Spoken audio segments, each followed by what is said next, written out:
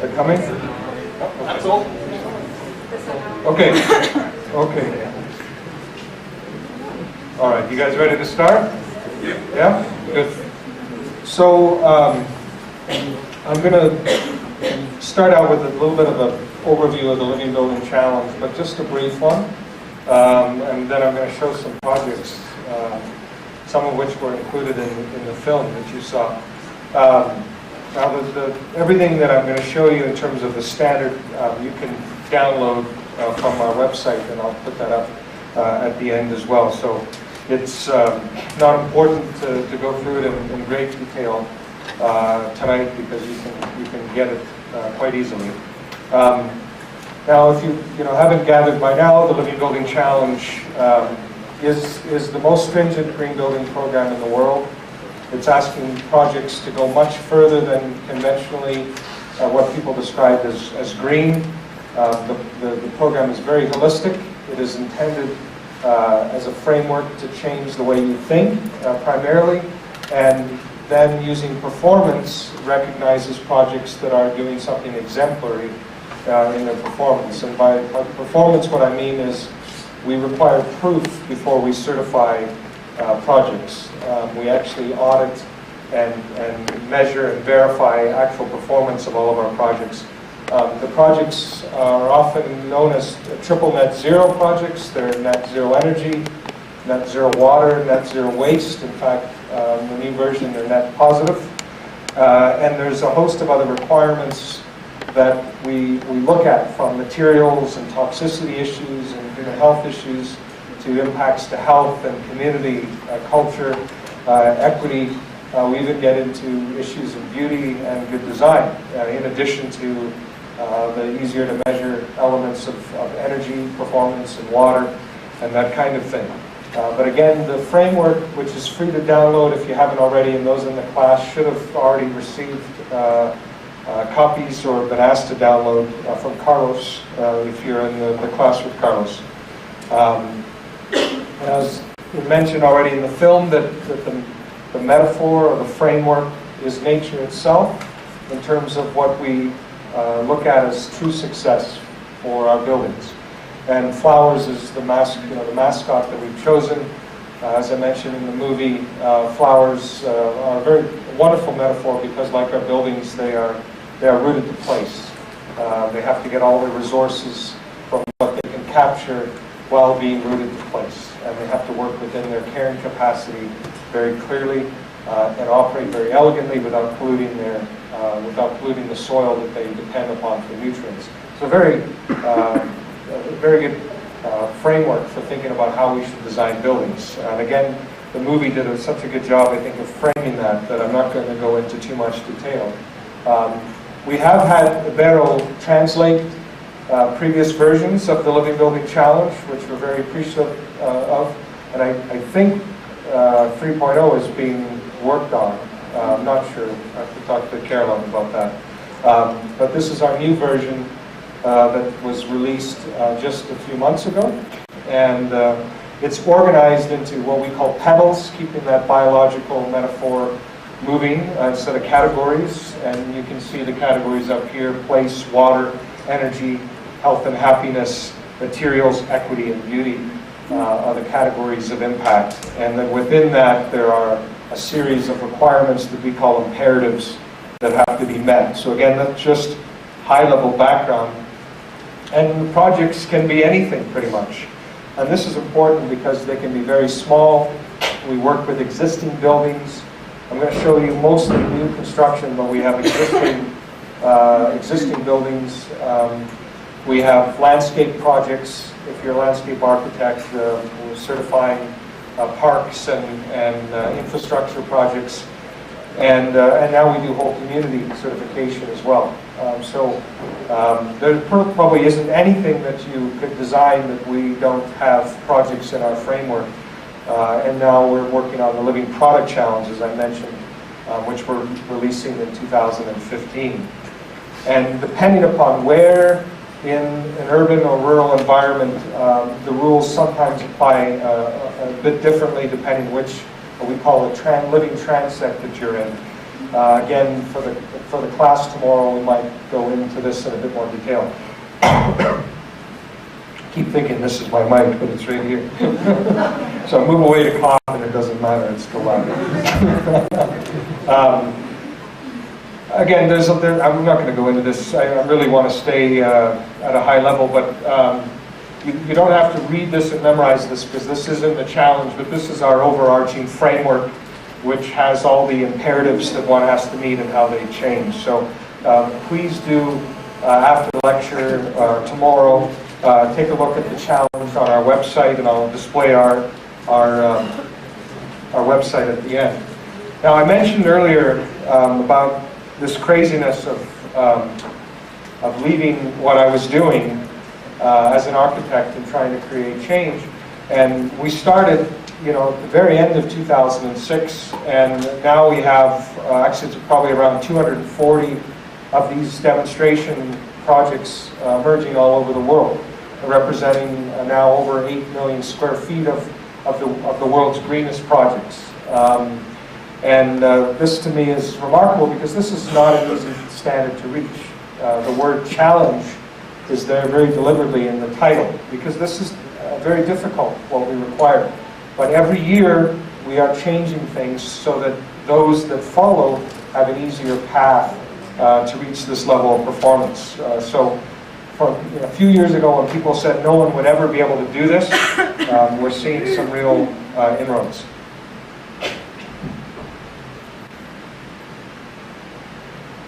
And this is the growth of our ambassadors, and you see we have ambassadors in Mexico. A lot of this started here at Ibero, actually. We have a program to link up like-minded people around the world. And I know there's a lot of you here that are very interested in these issues. It's very important to know you're not alone if you care about these issues, that you are connected to others that really care about sustainability at a deep level. And the worst thing in the world is to feel like you're alone, and that nobody else is there that believes in what you believe in. And the great thing is we're having a lot of success in connecting these individuals from many countries together. We have monthly calls that people are free to join as our ambassadors that connect to other countries. Excuse me for coughing. And we would like more in Mexico. We would like more in Latin America, South America, especially, and we were talking about this over lunch today, we can't let language become a barrier to these ideas and this philosophy. And this is why I need your help so much, because my Spanish is not very good, but yours is. And we need to reach people in so many other countries and so many other communities where they won't understand what I'm saying, frankly. And we're training ambassadors in French language and bringing that to Africa and parts of Europe and in Quebec and Canada. And we want to do the same in Spanish and in Mandarin and many other countries. And we started doing programs speak Mandarin, so we started to do programs for some Chinese developers, which is an important thing given the amount of building that they're doing. And now we've got 3 projects registered in China in the last year, which is phenomenal to us. I believe we just registered our first project in Brazil recently. It's not on, this is the ambassador on the project map. And our first project in India, which is great. So we're starting to spread in many different places, and it does come back to people. So if any of you are interested in becoming our ambassadors, we have a training program, and we would like your help. And I'll say more at the very end of this as well. So when we started the program, we didn't know who was going to sign up. We knew that people had to be a little crazy to want to take this on, but thankfully there were some beautiful, crazy people in the world, and they started to design these buildings all over the place, different climates, cold, warm, dry, wet, north, south, and different sizes of buildings from very small to very large. And this is important because people have this disbelief naturally whenever we talk about the Living Building Challenge. I'm going to talk about this project here in a moment at greater length. But when I started, everybody said, this is impossible, no one will ever do this, right? And then we built the first living building, and then a lot of people said, yeah, well, it might work there, but it would never work in our community. And then we built one in their community.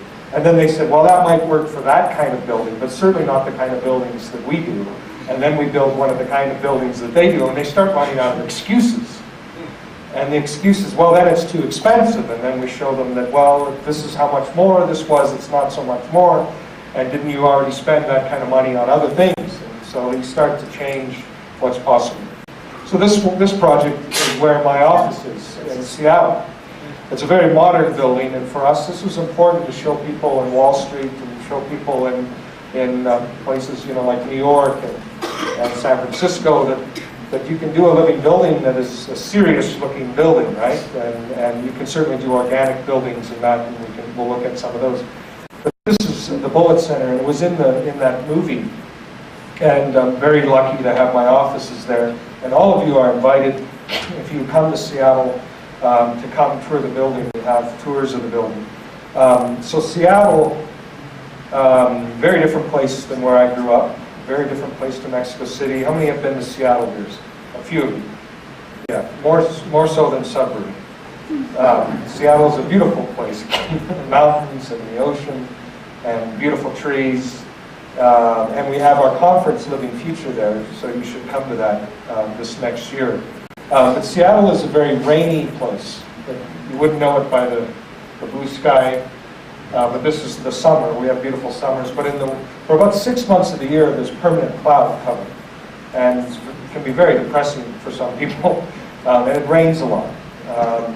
So when you think about solar, you don't think about Seattle as a place to do solar. Perhaps the worst place in the United States to do solar. But we wanted to prove that you could do a building that was a 6-story commercial office building powered completely by the sun, which people also thought you couldn't do. And we did it, right? And so this building is pretty revolutionary. It is tied to the grid. It's a grid interactive system, but it's actually generating about 110% of the energy that it needs. So it's providing a net benefit of giving energy back to the grid to reduce reliance on fossil fuels for other projects, in addition to generating all of its energy for its own uses, including all of its water systems. Most buildings get water from somewhere else, and the energy to get you the water is externalized on everyone else, and most projects send their waste somewhere else, and all those energy and waste inputs are externalized on the rest of the city. This is a truly generous building in that it doesn't give a burden to anybody else, upstream or downstream. So not only is there zero carbon pollution from the building's operation, it has zero pollution and impacts on the water and waste systems in the community. So how does it do that? It captures rain on this roof, brings it into the building, cleans it if necessary, and that water is all the water that is used for all the functions in the office. Once the water is used, it goes in 2 different places. So in terms of the waste, there is no sewer connection. This is a building that has composting toilets on all 6 levels and no sewer connection. It's an advanced foam flush composting system that is very elegant. And actually the toilets were made in Mexico, actually, as it turns out, I believe. And the composting system means that there is no water being used for conveyance of waste, and that waste becomes nutrients in the base of the building that then is used in the park for fertilizer naturally to make the plants grow. The water that is used becomes gray water out of the dishwasher and the sinks. It goes on a green roof that's on the other side of this building, and the plants start to clean the water. And then when they're done going through that system, it goes into the landscape. These are other wetlands that further clean it. And eventually, any water that remains, it feeds the park and waters the trees. And there's no downstream impacts from water as well. The building is naturally ventilated. It is essentially operates, even though it looks like a very modern mechanistic building, it actually was designed to operate like a forest. and it is a living thing. It has a central nervous system. There is a computer in the building that is tied to weather stations on the building that knows exactly the temperature outside, the humidity, where the sun is, how much heat is coming in the building. That's tied to sensors in the building that at any moment tell you how much, again, sun is coming in, how much light is coming in. The light in the building, the lights automatically dim or raise depending on how much light. And there are external shades on the outside of the building that automatically close and open and tilt depending upon that sun and conditions. And the windows also automatically open and close to let in air, and we never need, even the hottest day, we never need any air conditioning in the building, which is phenomenal. This building has been crowned the world's greenest building. It uses less energy on a per square meter, per square foot than any building of this type on the planet. It just sips energy, hardly uses any at all. And that allows us to, again, generate everything we need in the worst place in the, in the United States to do so, from the sun, in this photovoltaic array, which is very remarkable. There's lots I could say, but this is an interesting diagram where if you looked at, so here's the building. If you looked at a typical building in Seattle, and Seattle is a very progressive city related to the environment. It has very strict energy targets. But even in Seattle, if you were to try to do this, you would fail, and you would need a solar system that would cover an entire neighborhood just to power that one building, because buildings are so inefficient. The Living Building Challenge is about a different philosophy. You have to think like a plant. A plant doesn't go and get energy from somewhere else. The plant has to get everything that it needs from how much leaf area it has, right? And so similarly, we had to start at the end. We had to start by saying, how much energy can we generate in this cloudy environment? And that is our budget for energy. Every decision goes backwards from that point, rather than just designing something and then figuring out how much energy you're going to use. It's a complete mental shift of starting from the notion of carrying capacity. Same with water. We design our buildings always a different way. We design based around how many fixtures we want and how big the building is, and we put in our equipment, and at the end, you determine how much energy and water you're going to use, and oops, it's too much, but that's okay, we'll just get more. Well, this is not the way the living building works, which requires a leapfrog in thinking within limits. And so what we did is figure out, based on how much area we had on the roof, that was it, and all decisions funneled from there. By the way, this diagram here is LEED Platinum. If you did everything in LEED Platinum, got every energy point, everything you could possibly do, for a building of this size, you'd still cover the whole block with solar, and it wouldn't be regenerative. So it doesn't go far enough. A lot of the design decisions were simple and were free. Where you place a staircase. When you go in a building, do you automatically push the button and get in the elevator, or are you invited to take the stairs? Very simple thing. The design assignment here was to design an irresistible stair. A stair so beautiful that you don't want to go use the elevator.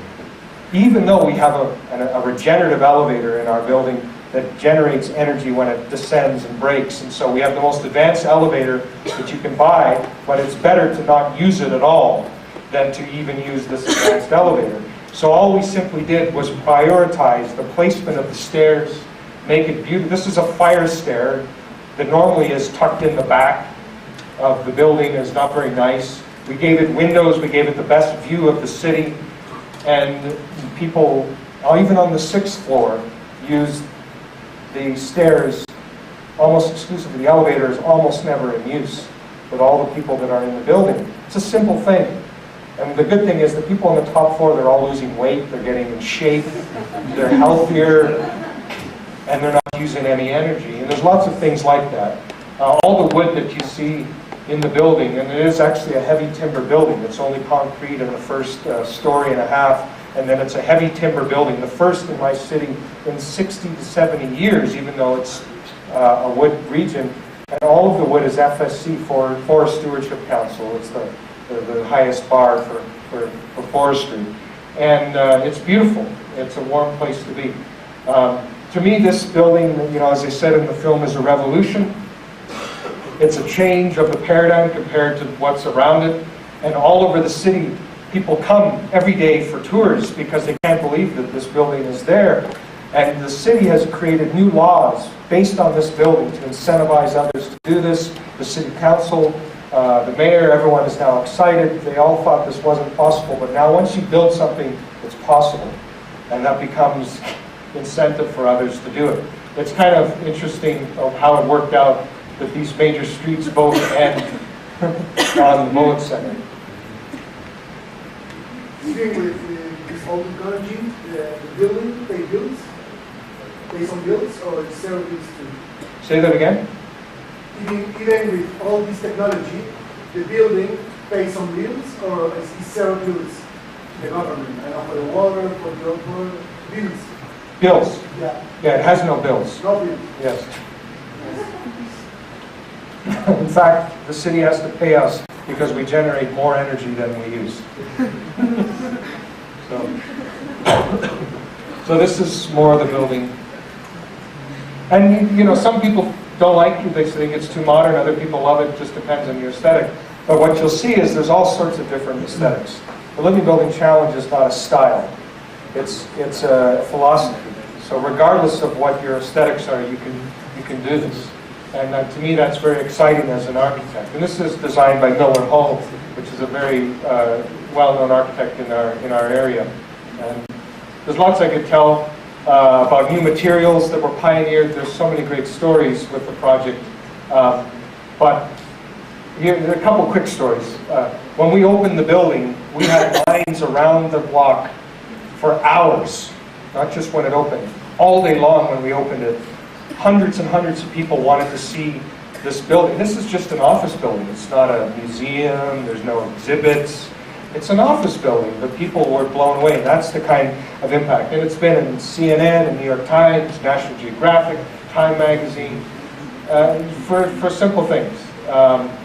For me, the reason why it's a revolution is, you know, even though Santa Fe has lots of big buildings, New York City has lots of big buildings, but really the majority of buildings are not this big. If you count the buildings out there, most buildings are not this big. In the United States, this building is larger than at least 90% of the buildings in the United States. And we've just proven that we need zero fossil fuels to run a building in the least sunny city. And we can do it on, you know, basically on budget and on time and meet normal market rental rates. This is a revolution. What does this say to the oil companies about what's possible, right? To me, it's powerful about what's possible. And it leads to potentially a level of pride for all those that were building the buildings. This is a historic photo of the Empire State Building. And these were, I don't know, they were crazy back then. But they were also very proud that they were building history. The workers that built the Bullitt Center were proud that they were building a new model that is as important now as the Empire State Building was back then. So now I'm going to take you to a completely different part of the world, to New Zealand. A very, very different type of project, different aesthetic, different size. And this is another project that we're very, very proud of and very excited about.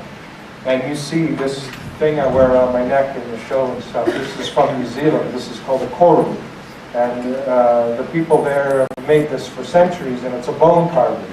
And it means regeneration, life. It's the fern of the fern unfurling when it's little, and this important symbol.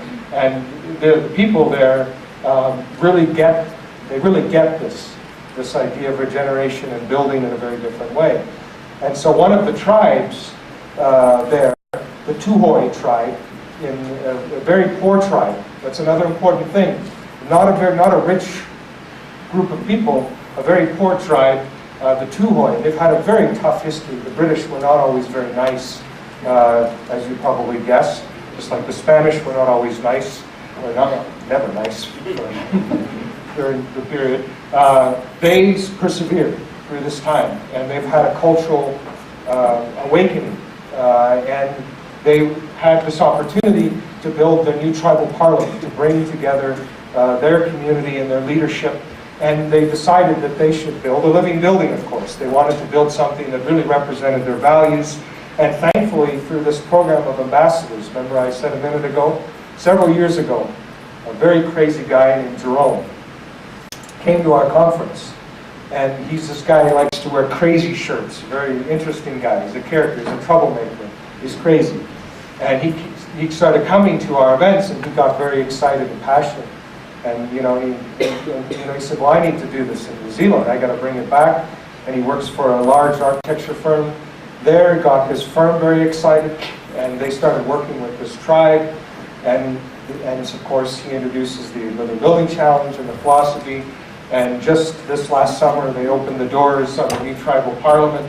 And this was a very proud moment for them, because here is this very poor tribe that now has one of the world's greenest buildings that hopefully in a few months we'll be able to certify and show what was possible on in this particular place. And very beautiful design that they have.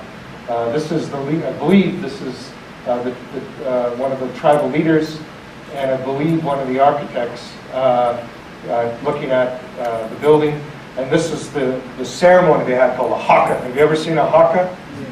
It's pretty cool. And they're celebrating in front of their new facility. But isn't this cool? Look at solar panels on the roof. It's a really wonderful connection between, I'll show you in a minute. We used some of the indigenous building techniques in the building, as well as leading edge technology. And this, to me, is a symbol of this tribe surging. And this is one of their signs during construction. We didn't have anything to do with this, but we got this picture. We were very excited to see living materials. And they wanted to build, and this is part of the Living Building Challenge, is we encourage as much local knowledge and as much local materials as possible to build that culture again of building things that are suitable to place. And so they had to sort of remember how they built. And they started working again with earth and earth blocks and local timber, because they do have good timber resources there as well. And this made an opportunity for many in the tribe to also participate directly and keep more of the economic impact of the building locally, instead of sending the local dollars further afield. And this again creates that harmony in here. So here you have this building with very simple earth blocks that they've made there with wood that came from the community and the site, and also using, where necessary, modern technology. So it's a wonderful story. And this is what, again, I'm so excited about. That this is not an American idea or a Canadian idea or a Mexican idea. It's an idea that really belongs everywhere. This project was one of the first to get certified, and it was in the film. So it's been around for a couple of years. I like to show this one because of what it is. It's a sewage treatment plant. So this is where shit is, to be very crude. But it's a beautiful, it's the most beautiful sewage treatment plant you've ever seen, right? Normally they're not very pretty. Nobody wants them in their neighborhood. But for me, this is again part of the philosophy of the Living Building Challenge. Remember, it's a philosophy, and the philosophy is that every single act of design and construction should make a better world. Even something as lowly as a sewage treatment plant is an opportunity to create something that enriches the lives of the people within it, and to create greater opportunities for life, right? So even something as lowly as a sewage treatment plant is an opportunity to do something remarkable. Now this sewage treatment plant is a neighborhood scale treatment plant. So it would be something that would be in the scale, like the campus of Ibero would have a system that would be not too dissimilar from this size, actually. So all the students, we could have a system like this. There's a constructed wetlands in front of it, and then you have this beautiful little greenhouse. And inside, this is it.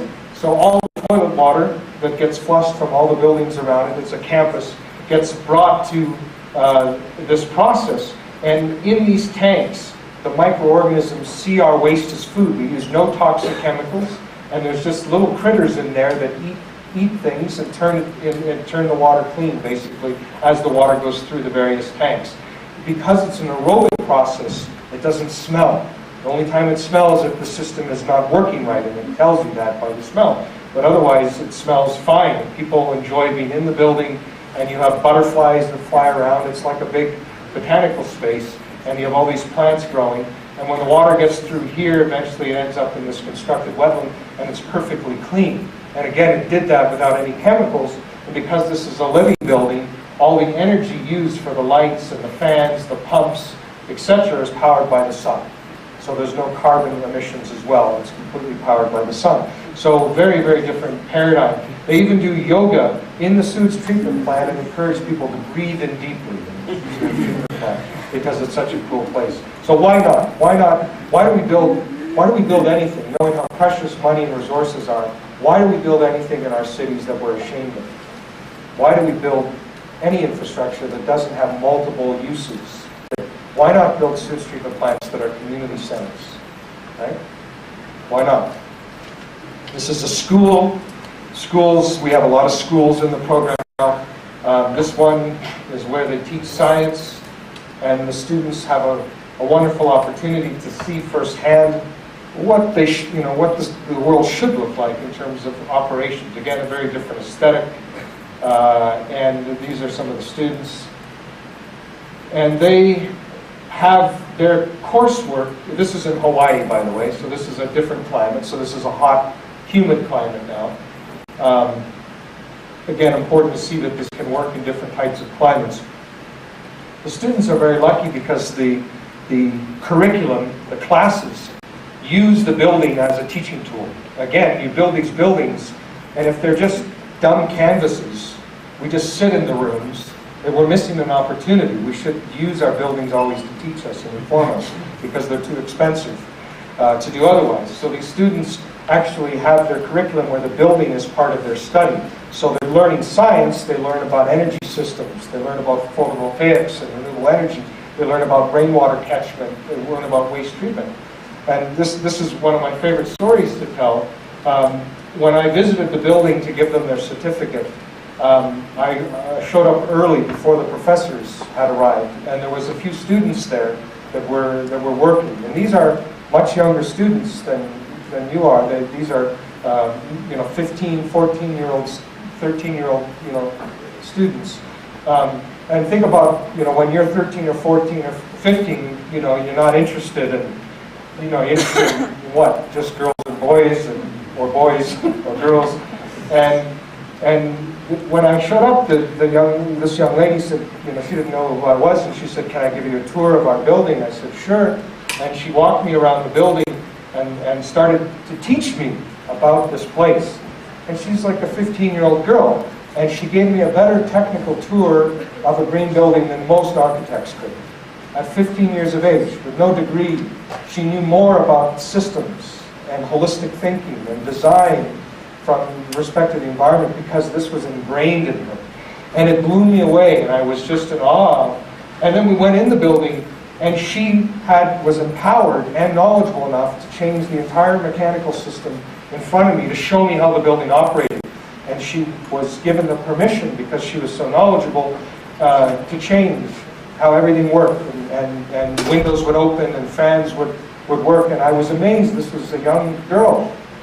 And so, it blew me away, because most of us are afraid to touch our mechanical systems or even our thermostat, if we have a thermostat. And she wasn't. And, she turned to me at one point and said, "Have you ever heard of the Living Building Challenge?" And that's when I lost it. It was one of the happiest days of my life, was when this young girl showed me the future, right? Lots of other schools. This is one in Seattle. This one is very inspiring because they included, this is now younger students, so now this is like 6 to 8. So these are really cute little kids. And so they take a different approach to science. This happens to also be a science edition.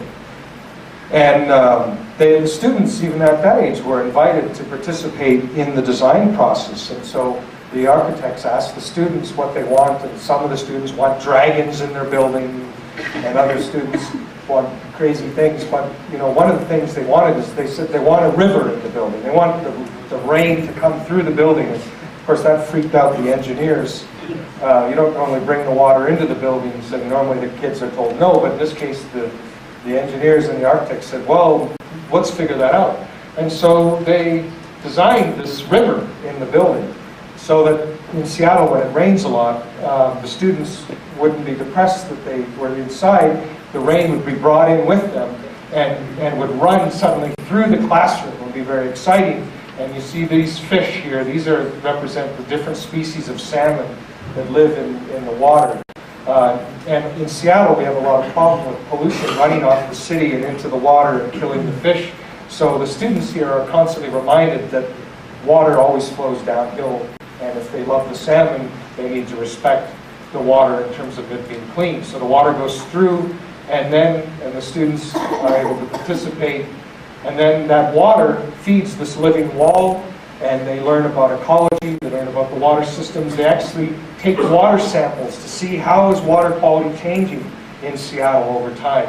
And then that water, they also have composting toilets there, and then that water goes out and it feeds a food garden that they planted. And so it's all this connection of systems, and they start to learn a very different series of lessons. They also, this is really, I don't have a slide for it, I don't think, in here, but they, outside in the garden, they barcoded all the plants. Because kids at that age are addicted to technologies, phones, what they can do now is they can go up and they can scan the barcode, and it suddenly tells them all about the plants. So they can look at the plant and they can read about it, and they're using technology to reconnect kids to nature, which is really kind of cool. I think that's interesting. Anyway, lots of cool buildings. This one's in Canada. It's a college, so now we're back to older students, and it's to teach electricians and people in the energy sector and the construction trades about these technologies. Too often we teach students things and they don't have the real example around them. Not here. This is also in Canada. This is a very beautiful building. It was in the movie. There was a flyover. It looked like a flower. This one literally looks like a flower. Has rammed earth walls.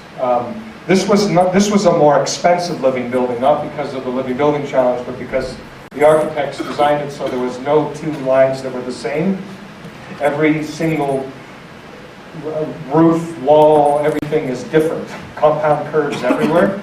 And this was because they wanted to create this is a public museum, and they wanted to create something that was really gorgeous and different, and it really is. It's fantastic. And the roof comes down, and it's really cool, but not a cheap building. This building. This is a more rational building.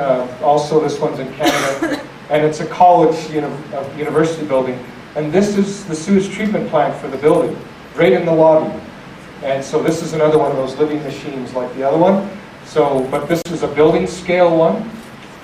And so the idea here is when the students come, there's a giant auditorium, a much bigger one than this one, that students from all over the university come to take classes.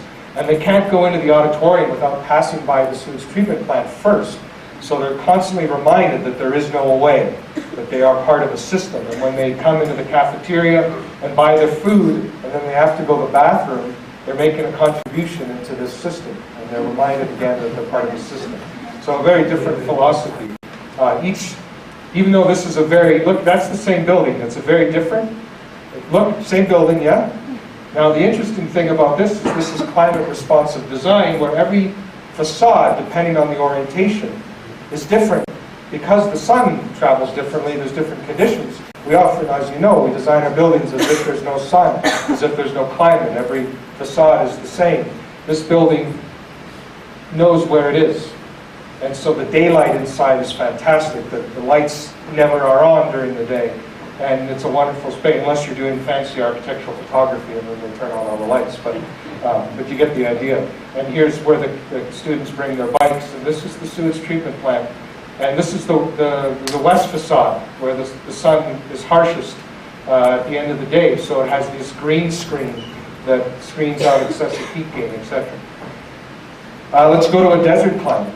Not all, I've showed a few that have lots of rain. This is in Australia. And we have 3 projects in Australia that have been built, and I'm headed there in now less than a month, for another potential project. And this is another university building. And because they don't get a lot of rain, they have to think like a cactus, right? So you think like a cactus. You have to keep water in. You have to really conserve. You have to use water multiple times, right? Think very differently, right? And so very different than Seattle, which has lots of water but no sun. So it has to think like a plant that's opening itself as much as possible to the sun. In this case, sun is not a problem, right? So it's easier for them to generate the energy, but harder for them to do the water. So very, very different building. Actually, these are renderings. It's now built. It's now occupied. Here it is. And very interesting, large campus building at Wollongong, which is an Australian name. And now they're starting. We have one of our requirements in the challenge is food production. So one of our imperatives is that we try to reconnect people to the culture of food again. And this is a problem in most cities where people are disconnected from the growing of food. And when you are disconnected from the growing of food, you are no longer not only not connected to the seasons, but you no longer have sympathy for what it takes to grow food and what it takes to become really part of the cycle of feeding people. And so even in all of our living building projects, except those that are very, very large and building all the way out to all their site perimeters, have to introduce food in some way into the designs. And if they have a large site, they have to introduce a lot of food production. So the less dense, the more food, the more dense you need the aperture for energy and other things. This is not so that they're generating a ton of the calories that they need, but again, it's to reconnect people to the thinking. So when they go home, when they make their purchases, they are thinking locally again. They're buying more organic, etc. And this is the first orange trees they started planting around the building. Again, to have a productive landscape. Instead of just decorative things or invasive species people plant, use local adapted species and grow food as part of the challenge. This is another project in Australia. This one is partly a renovation of a historic building and an addition to that building. And this is the Center for Global Change. It's a climate change research institute in a very wet part of the northern part of Australia as opposed to the dry part where the other building was. And this is the atrium connecting the historic building to the new addition. I'm just showing you these to show you how different these projects are and how different their scale and their impact is. Now, you met this gentleman, for those of you that were there for the film. This guy's interesting.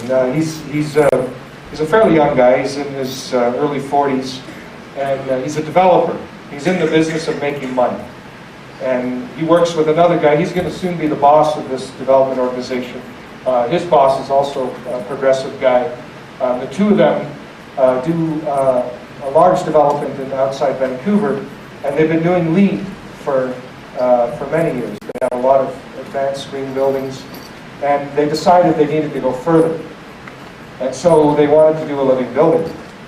And they were getting ready to do a daycare for all the little children in the community, and so they wanted to do a living building. But as a developer, they won't spend excessive amounts of money on things. So they put out a challenge to the local architecture community. Here's the budget. Do a living building. Who wants the job? Figure it out. And so they put out this challenge, and they got some really interesting submissions.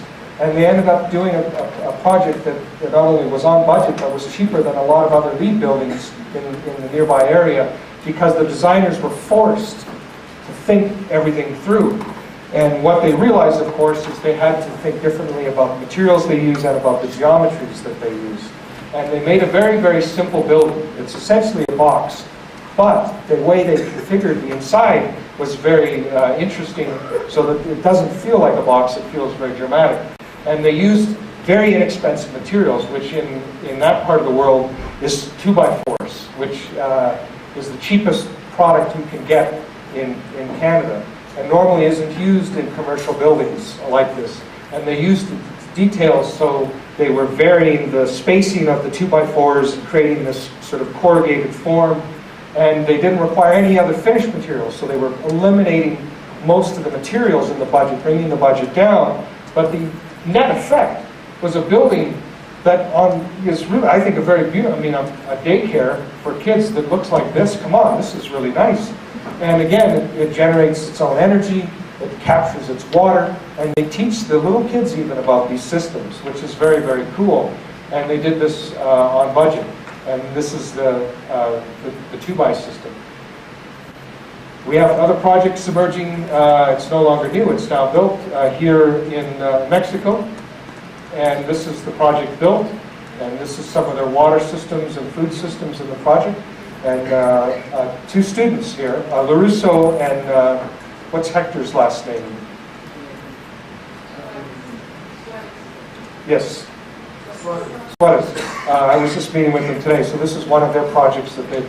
Now, they're not through certification, so we'll see, but this is a project that is aspiring to be a living building challenge. Oh, this got out of sync. That's the daycare. Now, all these projects, in my mind, they're like icebreakers. And this is another Canadian metaphor, perhaps. But in Canada, in the winter, in the North Sea, it freezes over and ships can't get through, except for ships with the hardest and strongest of hulls. And that's what we are as pioneers. We have to have hard hulls to break through the ice so that other ships, not as brave, can follow the path. And all these living buildings, the first living buildings, are really proving what's possible. The most expensive living building is the first one, and then the second one, and then the third one.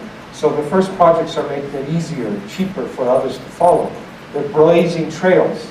In the United States and in Canada, a lot of what I have promoted has been illegal, especially around water and waste, and we've had to change laws in the government to allow water reuse and on-site sewage treatment.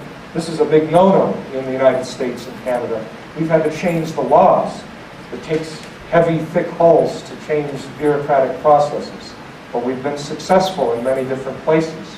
And that's why we've been able to do this. And every time we build one, we make it easier for others to follow. So you might think, oh, we can't do that in Mexico City. Well, you can. You might have to change some people's minds. Or we can't do that in Cancun, or we can't do that, in any other community. But you can. It takes change agents. Oh. See, I told so many stories before. We're not taking a biological break now. But we will admire this little creature for 1/10 of a second. Now, I mentioned earlier that we had the Living Community Challenge. And this is something that I'm excited about because when you get into scale, often magic can happen when you find the right scale for systems. I've been presenting the building scale, which is a good scale for many things, but sometimes it's more effective to have a larger scale for certain systems. Particularly the campus or neighborhood scale for energy systems and water systems. And so we have a protocol in the Living Building Challenge called scale jumping, where we encourage projects to find the best scale that they can work in, as long as they meet the principles and the metrics of the challenge. And sometimes, most of the times, that means they have to work within their project boundaries because they don't control things. But we've had other projects able to collaborate with other projects, or it might be a campus. And we're working on several of these projects where on a campus scale, we're able to do something very unique. Now, we started to get more of these, and we realized that we needed a program to certify master plans. There were a lot of projects were in planning phases, and they needed guidance earlier than waiting for the whole community to be built. So we've launched this Living Community Challenge, where we now certify both the master plan, and then after the community is built, we will work to certify the built project. Oops, I went back. No, I didn't. So this project is one example where they started with the daycare, yeah? And that was so successful. This is the development. It's tied to a university, and here's the development. That they now want to use the Living Building Challenge as a framework for the whole rest of the community. So we've gone from a small little building where now we're doing 1 million square feet and a whole bunch of housing and retail and everything that is being designed around how they do that. And this project inspired other ideas for us about it. And this is one, again, I'm sharing a lot of things with you quickly because I'm in inviting you to go to our website at the end and begin to download some of the material and get involved with us. But we began to work on this notion of creating children's cities. And this idea is that our most vulnerable and sensitive citizens, our children, are the ones we should think about the most when we create urban plans and when we create urban infrastructure. And when we do so, when we look through the eyes of our most vulnerable citizens, we create the best places for people of all ages, including the elderly, but definitely all of us in between. There's a shift in your thinking when you think about the scale of somebody very small and vulnerable. It changes how you design. And we've been designing our cities not around the most vulnerable, but around automobiles, right? Around 3,000-pound machines we've designed our cities, and we should rethink that and how we do things. And that's what we've been pioneering with the Living Community Challenge, is also this kind of social thinking of how you apply this at scale. And so all these buildings in the next phase of this development, this is the existing development, all of this infill development here is designed around the Living Community Challenge and the Living Building Challenge. Again, everything has to be renewable energy, food production. It has to capture water, treat it. It has to be free of redless chemicals so there aren't toxins. All of this now is possible at a campus scale. And for the students tomorrow night, we're going to be thinking about this as an idea for a prototype city. What is the ideal scales of community? This is something I'm very fascinated about, is the notion of scale and figuring out where there's a sweet spot between a lot of different factors. When do you get too dense? When are you not dense enough? How tall should buildings be? What should the relationships be between buildings and the urban environment, between the natural fabric and the built fabric? All these things suggest a particular type of density of community, and that needs to be explored, especially in places like China, where they're building complete new communities from scratch, and they're racing forward, in many cases, in communities that I think are not going to be very healthy for human habitation.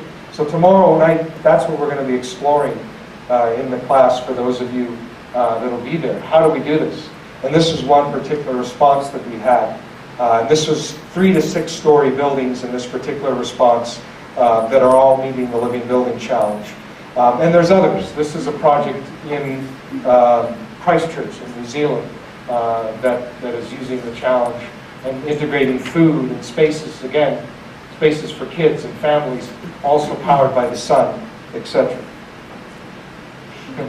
This is my little boy. He's a little older than that. So I have a question for you. I have tons of material I could go on all night. Would you prefer to have a brief dialogue now around some questions, or would you prefer I go until 9 with more images? What would you guys like to do? Until 9. Speak up. More images. Until 9. Keep going? Yeah? All right, well, I'll do that. I've got a race. I'm going to race. Is that okay? Hold on. I'm going to race. And I'm going to skip over. If I skip over something, don't be offended. It's because there's something more interesting still to come. But I don't like, it's never good to not have enough material when you present. It's better a problem. So I've talked about the children's cities and our goals for that. I'm going to race through some of this stuff because we're going to pick it up tomorrow night in the class. But density and height and sustainability is often very confused. Atlanta and Barcelona, for example, are about the same size. This is the amount of area that Barcelona takes up versus Atlanta. Which is the more sustainable city? Guess which one? Barcelona. Which is the more beautiful city? Barcelona, right? Have you guys been to Barcelona? It's a beautiful city. And yet, which city has taller buildings? Atlanta. So forget what you think about the relationship here. They're not always even, right? So just throwing that out there as a nugget. This is the predominant pattern of development in Atlanta, right? And the predominant pattern of development in Barcelona. Which would you rather be in? I hope you're saying Barcelona. No, from just about every metric. People in Atlanta, they're very offended when I show these slides. So, tomorrow night we'll look at the spatial dynamic with cities. This is one of my icons, Buckminster Fuller. He always said, start with universe. What he meant was expand your horizons, your thinking as far out as you can. I have this whole thing that I often like to show about the future conception of the city. I'm going to race through this because it's kind of fascinating. But the visions that we had about cities of the future, if you go back not very long ago, right? Several decades ago, we have been building many of these models. We've been building Corbusier's Radiant City, right? All over the place. This was a model to destroy the heart of Paris. This was supposed to be Paris, knock down Paris, and build these things. We've been doing that in many different communities all over the world, certainly here in Mexico City. This is in St. Louis. Frank Lloyd Wright's idea that we should spread out across the landscape and everybody gets a nuclear-powered car or helicopter to fly, and then have a few towers randomly placed. We've been doing that all over the U.S. It's led to a ton of problems. It's destroyed the fabric of communities. Frank Lloyd Wright was right about a lot of things, but he was completely wrong about cities, in my opinion. We had lots of visions that we were going to live in moon colonies by now. We were going to figure out how to terraform, and we were going to build these great floating communities. And we've been using this to generate ideas for science fiction and for cartoons and pop. But this is what we're telling kids about the future, right? And what's happening in all these visions is slowly we're squeezing nature out. We're getting rid of trees. We're getting rid of all life, which of course would be impossible. There'll always be a home for Coca-Cola, though, even though there's no rooms for trees, right? But this is what we're building in many places, especially in Asia, is this kind of Blade Runner future, which I think is the signal of the end of civilization. This is not how we should live, even though it makes for interesting video games and interesting visions. Oops, maybe we are building. And, you know, this, I'm sure I'd have to race through. I have lots of fun anecdotes here, but I'm a fan of watching how science fiction and popular media influences our thinking and also foretells trends. Certainly, you know, if you look at some of the technologies we use, they were predicted in Star Trek and other things. But what's interesting is what it tells us about ourselves. And for a long time, when you got past, you know, into the 1980s and then into the 90s and then onward, there began a new story about where we were headed, that technology was going to overcome us and take over and kill us, that humanity was going to be in a battle against its own creations. And this is a manifestation of us feeling worthless about ourselves, that our technology itself will reject us because we are so worthless. This is what this really means. And it shows up even in little kids' movies. Did anyone see Wall-E? Yeah. Where there's no hope for humanity. The only thing that we have hope for is cute little robots that will be stuck with our trash. This is an interesting psychological manifestation of what we are doing to our children through how we are designing and building our cities. This is more than just science fiction. This is actually prediction. And now the big trend. How many people here watch zombie shows? Be honest with me. Zombies.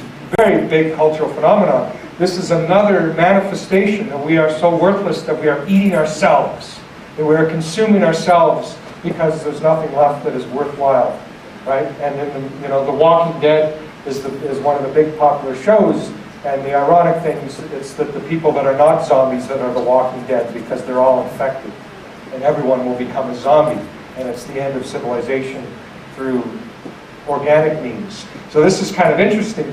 To me, this speaks to the hopelessness, and what we need now, not is more hopelessness, is we need more visions of a living future. We need positive models of cities, not just merely shrubbing up the current paradigm, but in fact reconnecting with civilization and agriculture and traditional ways of building while using modern technologies.